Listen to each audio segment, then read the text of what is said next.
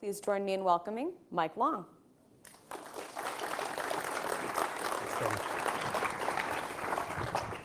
All right, so we'll go ahead and get started. First, Katie, thank you very much for the warm introduction. For everybody else, I'm very humbled and grateful to be here and share this information with you. So today, I'm going to be sharing with you an update on one of the many projects the ATT&CK team is actively working on and supporting.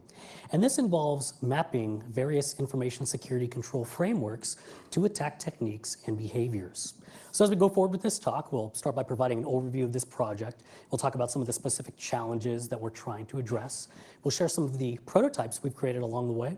And finally, we'll close by showing you some of our future goals and plans, basically showing how we want this project to go going forward. By the way, as I look at the clock, it's not lost on me that I am the last thing standing between you and a great lunch. So I'll be sure to keep this moving.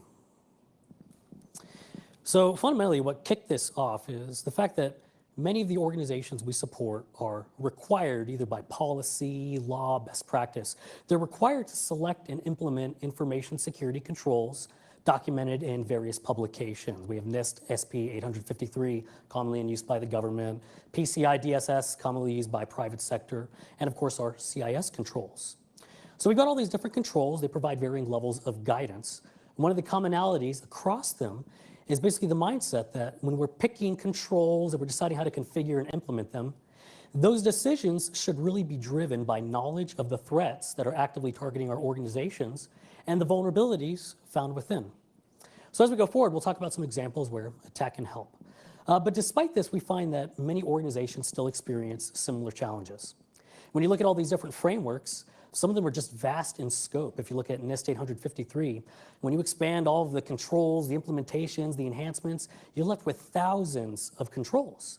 And so it's very easy for people in that situation to ask, which control should I select and why?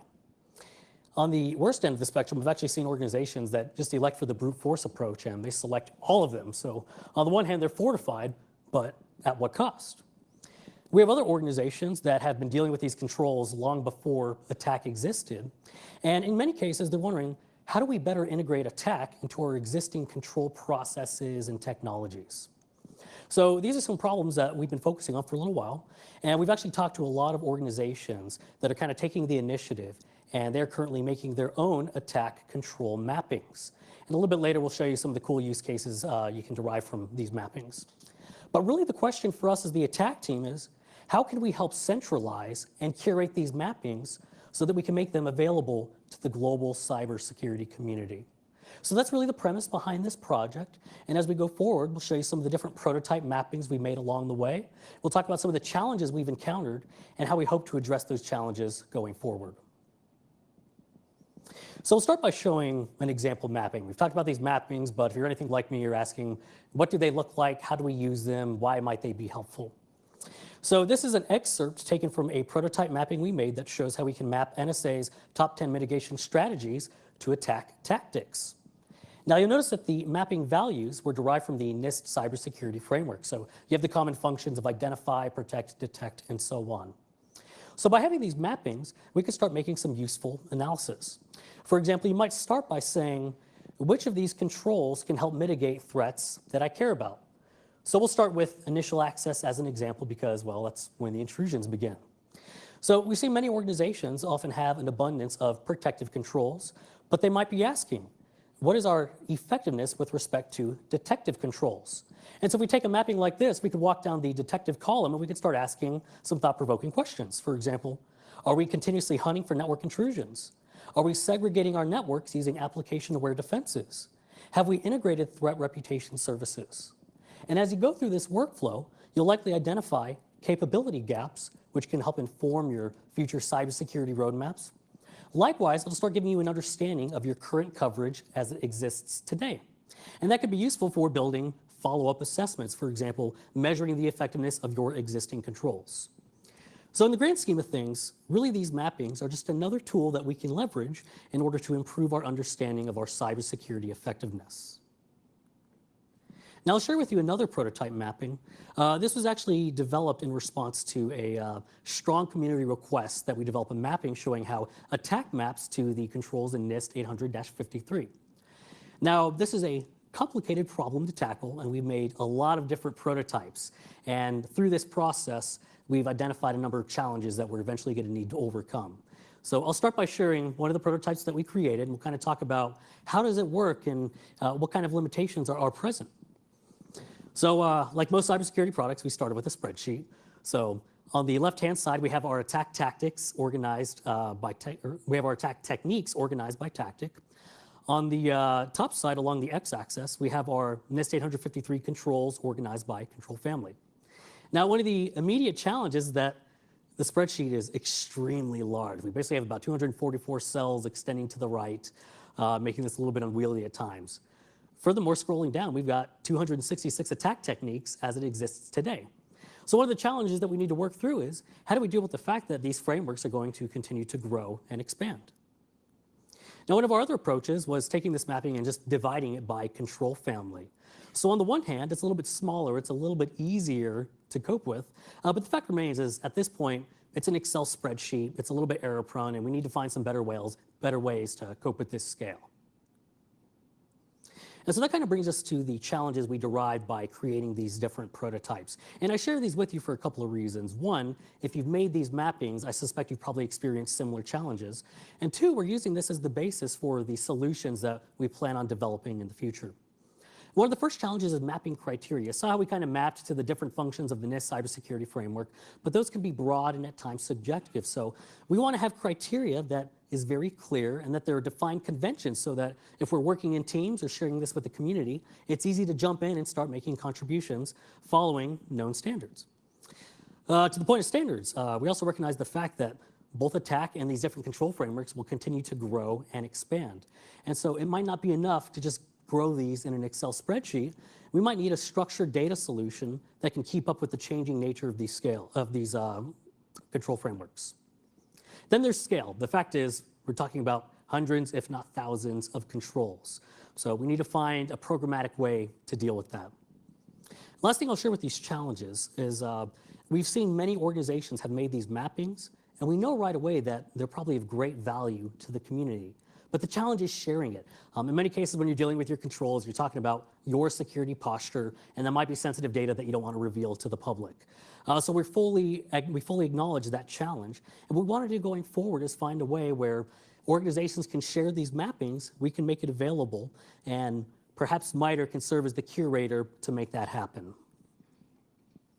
So that brings us to our future goals. So we talked about some of the different challenges, we showed some of the prototypes. So now we're going to talk about what we're going to do to try and make this reality and get this into your hands in a timely manner. So fundamentally, our end state is we want to provide a curated source of trusted mappings that can support community contributions. We found that in many ways, ATT&CK has been such a success because it's been driven by the people who use it, and we want to continue that model going forward. Beyond that, as far as the technical approach, as we go forward, we're going to start developing a flexible mapping data structure. And I looked at some of the other common structures we've seen kind of related to this. If we look at STIX, for example, they've shown how we could take a very large body of different criteria and put it in a structured format. And our thought process is if we have that, then it should be a little bit more scalable than, say, an Excel spreadsheet of doom. And lastly, when we have this structured mapping format, then it should be a little bit easier to make that data accessible in a user-friendly application. So right now, our current motivation is the attack navigator. Maybe it could be a part of it or a separate entity if it's not possible to integrate, but the end state remains. We want to get these mappings to you, and we want it to be an easy process to use them. And so that brings us to our conclusion. The first thing I'll point out is obviously this project is in its early stages. And the good news with that is that this is the perfect time to offer your input, your ideas, your perspectives. I know having spoken with the different controls participants during the Birds of a Feather session, that this is a subject that people have strong ideas about. And so if there are specific mappings you want, let us know. Let us know what mappings you want and why. And then that positions us in a better position to try and make that reality. Other thing I'll say is if you're one of these organizations that has taken the initiative and you've made a really great mapping and you want to share it with the community, definitely reach out to us. We're happy to have that conversation and figure out how to get it out there. Last thing I'll say, and this kind of underscores a common theme at ATT&CKcon, is that when we work together, we gain advantages over our adversaries. So only by working together can we make this reality. And if this is a subject that you're really passionate about, we ask, let us know if you want to help. And we're happy to have a discussion about how to make that reality. So that was the controls mapping update. I'd like to open up the floor now and answer any questions you may have. Most common question is, what are they serving for lunch? Yeah, we wanted to allow a few minutes. I know this is something that a lot of folks have looked into in the audience, spoke before. Any questions for Mike? And I will say, if there aren't any questions now, I'm going to be lingering around, so do feel encouraged to reach out to me. I'll be on site. And likewise, if you have any further questions or requests from us, do feel free to reach out to us, the information below.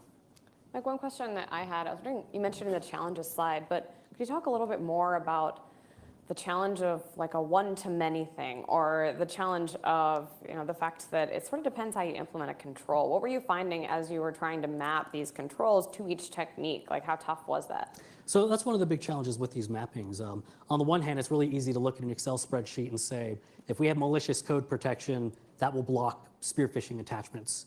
But speaking as a red teamer, I know that that is not the case. It really depends on the specific implementation and a lot of variables. So the challenge is balancing that. We want to offer guidance that can help organizations, but at the same time, we have to respect the fact that the effectiveness of these controls really depends on your implementation. So at the end of the day, this is a starting point to understand your environment, recognizing that it does require deeper examination to really understand your effectiveness. Okay, well said. Yeah, I don't know anything to say to that.